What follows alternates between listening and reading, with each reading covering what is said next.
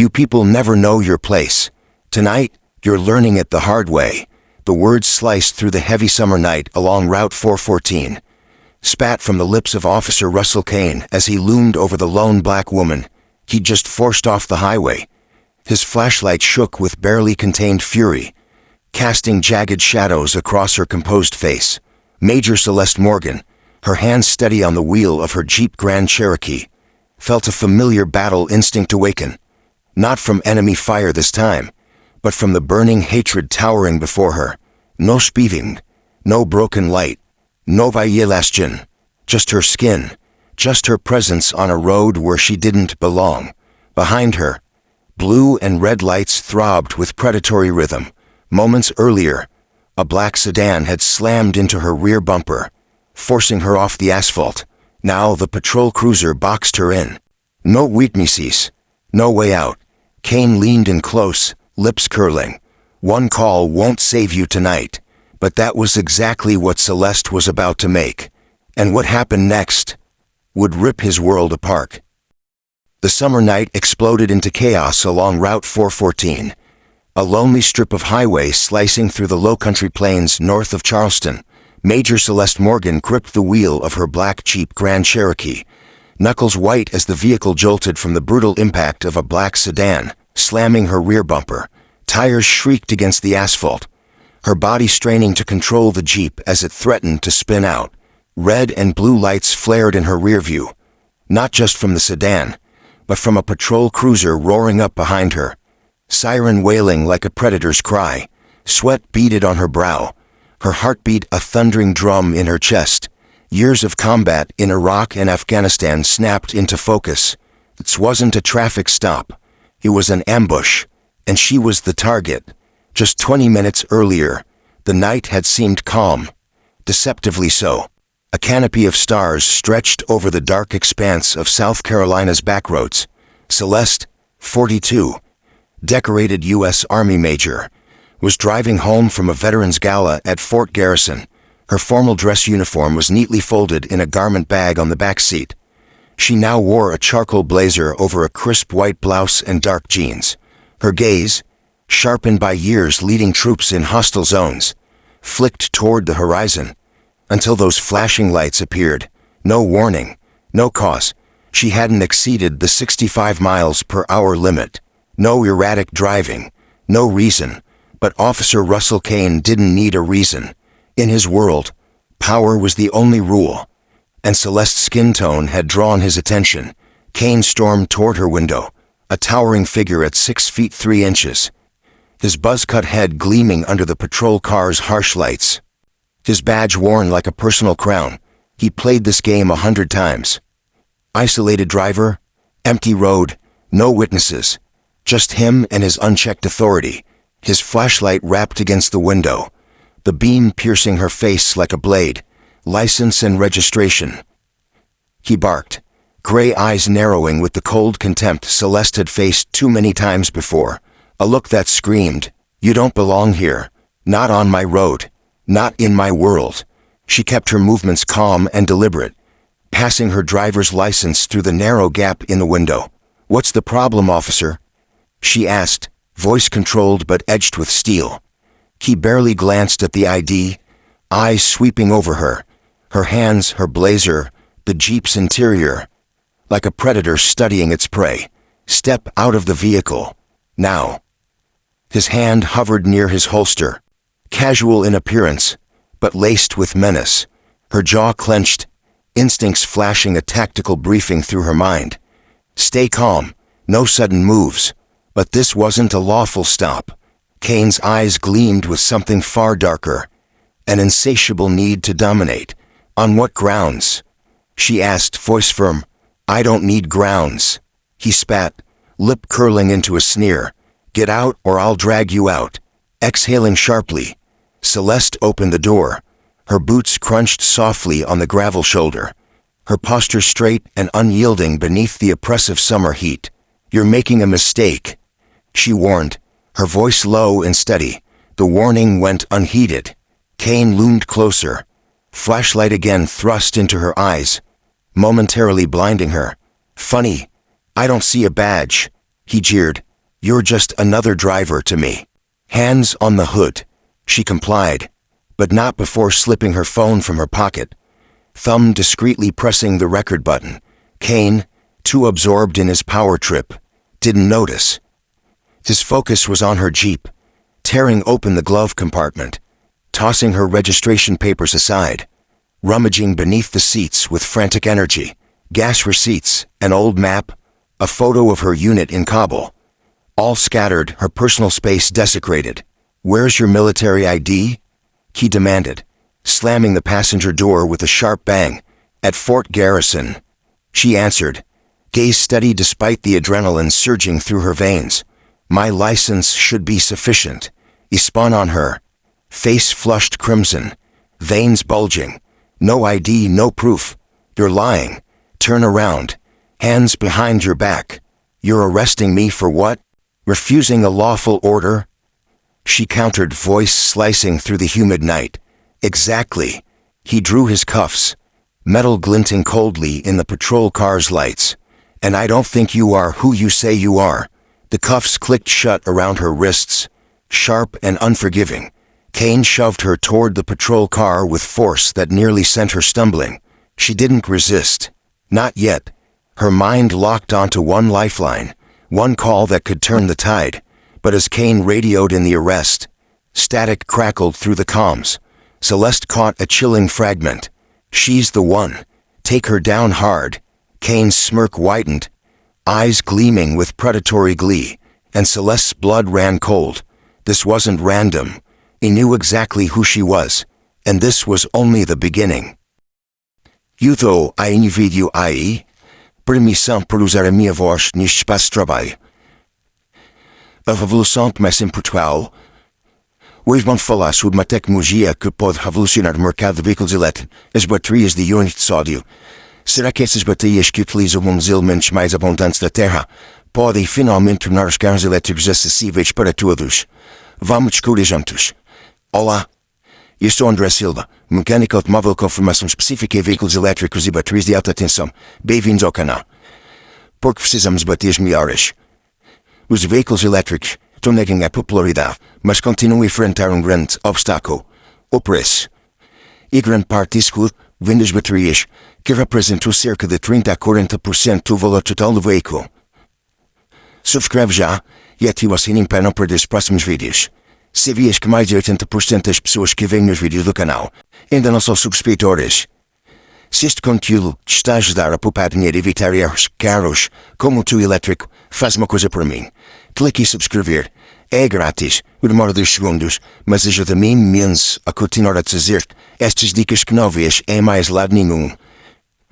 As baterias de íons de lítio que dominam o mercado atual enfrentam vários desafios. Primeiro, o custo elevado. O lítio é um recurso relativamente escasso e a sua extração é dispendiosa. Segundo, questões ambientais. A mineração de lítio consome muita água e pode causar danos ambientais significativos. Terceiro, concentração geográfica. A maioria das reservas de lítio está concentrada em poucos países como Chile, Austrália e China. E quarto, limitações técnicas.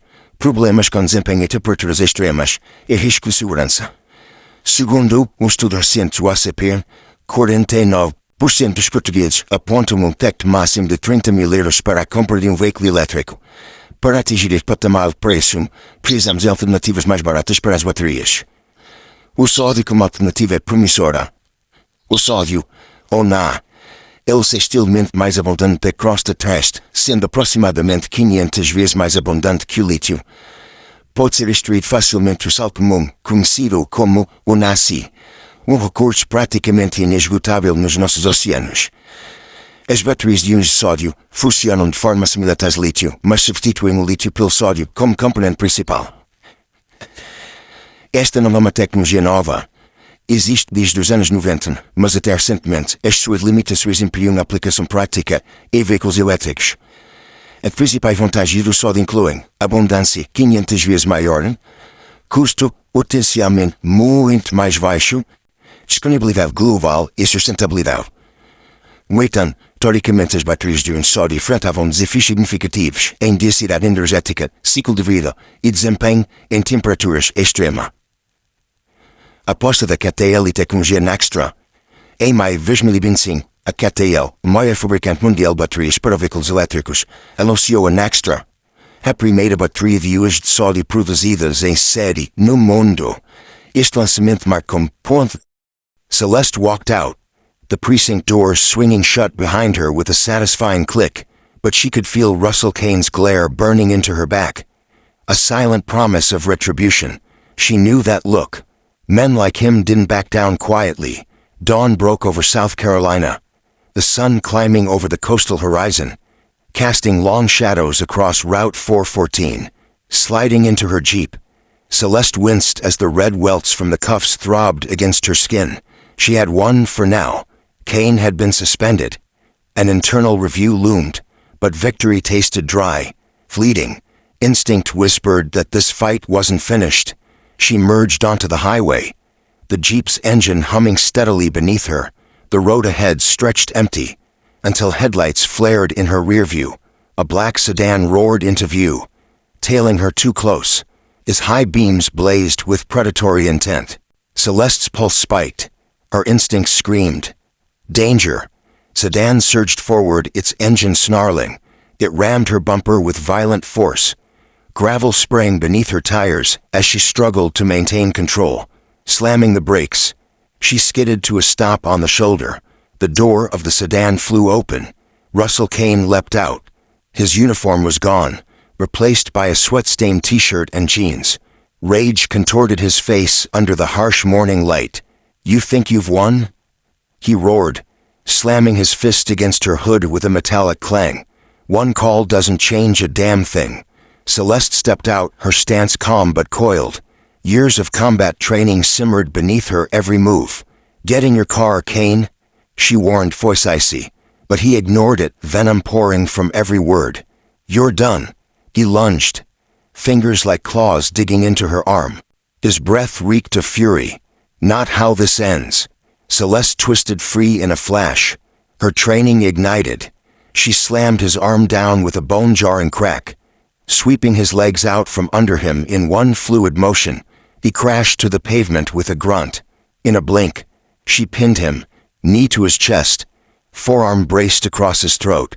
"You don't know when to quit," she growled, voice low as he writhed beneath her. His nails clawed at her skin, thin lines of blood rising. Then chaos erupted. A battered pickup screeched to a halt beside them, tires spitting dust. Two men in hoodies sprang out, pistols gleaming in the sunlight. "Finish her," Kane shouted, scrambling to his feet, eyes wild with desperation. Celeste dove behind her Jeep as bullets whined past her. Metal pinged and sparks flew, swift and precise. She yanked a concealed Beretta from her ankle holster. Years of muscle memory guided her movements. 2 shots, 2 hits, center mass. Both gunmen dropped like ragdolls, crimson pooling across the asphalt. Kane froze, bravado shattering. Sirens wailed in the distance. Patrol cruisers roared onto the scene. Officers swarmed out, weapons drawn. Kane flailed as they cuffed him mid-scream. "You'll pay for this, bitch," he spat, voice cracked with fury. But the fight was gone. His body sagged as they hauled him away. Back at the precinct, Chief Victor Delgado pulled Celeste aside into his cluttered office, a fortress of worn files and faded commendations. His face was grim under the flickering fluorescent glow. Kane wasn't acting alone, he said quietly, voice heavy with what he had uncovered. His brother Liam, clerk at the Pentagon, leaked your file last night after you left Fort Garrison. This wasn't random. They knew your rank, your route, everything. He rubbed his temples. They planned to kill you on that road. Stage it as an accident, hit and run, drunk driver, whatever. Those gunmen, his cousins, ex-cons he called in as backup. Celeste's breath caught. The pieces snapped into place like steel traps. That voice over the radio. "She's the one. Take her down hard." Hadn't been static. It had been an order. The sedan, the roadside ambush. It wasn't blind rage. It had been a calculated hit, fueled by Pentagon intel. Her call to General Reed hadn't just saved her life. It had blown open a conspiracy she never imagined. a web of corruption stretching from a South Carolina highway to the heart of U.S. military bureaucracy. Weeks later, the Charleston courtroom crackled with electric tension. The air hung thick, heavy with the weight of justice as Russell Kane finally faced trial. The gallery was packed, every seat filled, the press huddled in the back rows, cameras ready to capture a reckoning long overdue, the charges stacked against him like bricks in a rising wall. Assault, attempted murder, conspiracy, corruption. One by one, each count landed with the force of a hammer blow. Evidence flooded the courtroom. Liam Kane's leaked Pentagon files, exposing the planned ambush. Celeste audio, kanes venomostриats captured in killing clarity.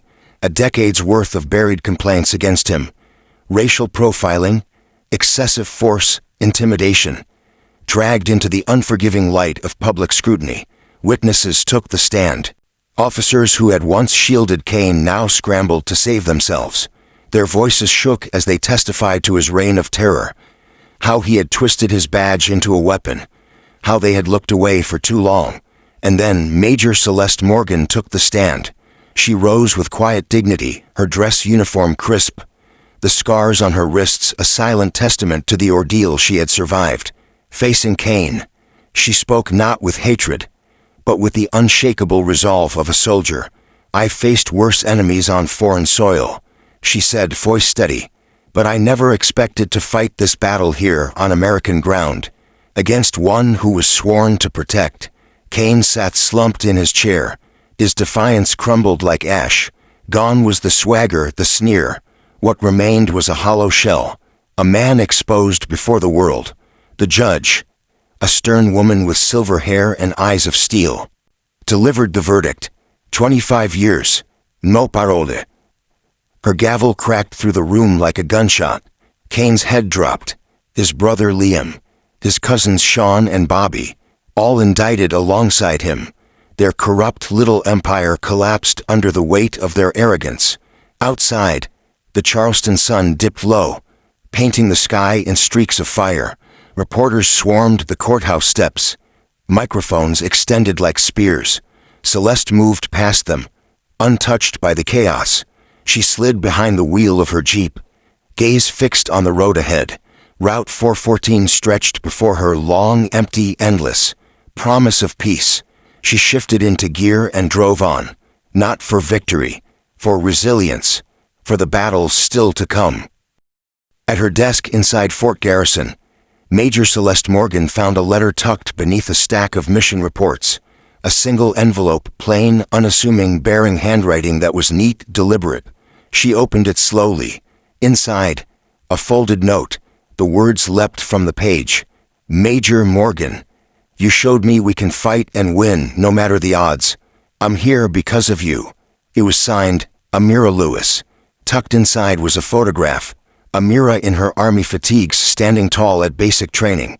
Her dark eyes sparkled with the same determined fire Celeste had carried through every battle. Celeste's throat tightened. A single tear traced her cheek as she ran her finger gently over the words. Without a sound, she set the letter beside a framed photo of her unit in Kabul. Soldiers of every race, standing shoulder to shoulder in a world where trust was earned, not given. Russell Kane had lost everything. His badge, his freedom. His name now a cautionary tale whispered in precincts across the South, a warning to those who might dare to wield power as a weapon. But for Celeste, this was about more than one fight. It was about legacy, a torch passed forward, burning brighter because of the darkness it had overcome. Outside her window, the hum of Fort Garrison carried on. Steady, resolute, Celeste leaned back, letting the weight of the long night finally lift from her shoulders. She knew the truth. There would always be another Kane, another battle, but she would be ready. For Amira, for her soldiers, for herself. She would keep standing, a soldier unbroken, a beacon unbowed.